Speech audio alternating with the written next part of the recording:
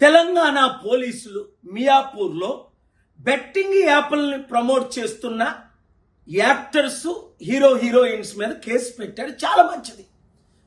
ఈ యాక్టర్స్కి ఈ హీరోయిన్స్కి ₹1 కోటి 2 కోట్లు తీసుకొని బెట్టింగ్ యాప్లు ప్రమోట్ చేయడం న్యాయమా?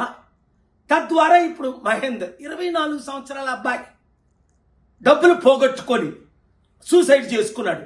వాళ్ళ మీద మీరు కేసు పెట్టి వాళ్ళ కుటుంబానికి మీరు 100 కోట్లు ఇచ్చినా తిరిగి ఆ అబ్బాయిని తేగలరా? ఇంకొక విషయం, పోలీసులు ఇలా కేసులు పెట్టినప్పుడు ఇన్వెస్టిగేషన్ అయిన తర్వాత మళ్ళీ కేసులు ఉపసంహరించుకుంటున్నారట.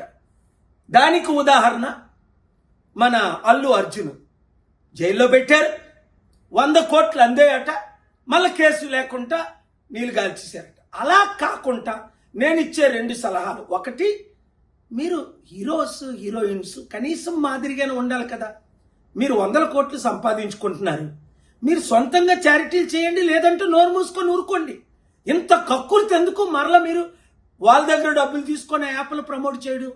అలాగే కుర్రోలు, అమ్మాయిలు, అబ్బాయిలు ఇలాంటి పనికిమాల పనులు చేయకండి. ఏదో గెలుస్తామని సూసైడ్లు చేసుకోకండి. మంచి రోజులు వస్తున్నాయి, కష్టపడండి, ఓపిక పడండి. మార్పు రానున్నది, ఆ మార్పును మనం ప్రమోట్ చేస్తాం. ఈ వీడియో ప్రతి ఒక్కరికి అందేటట్టు షేర్ చేయండి.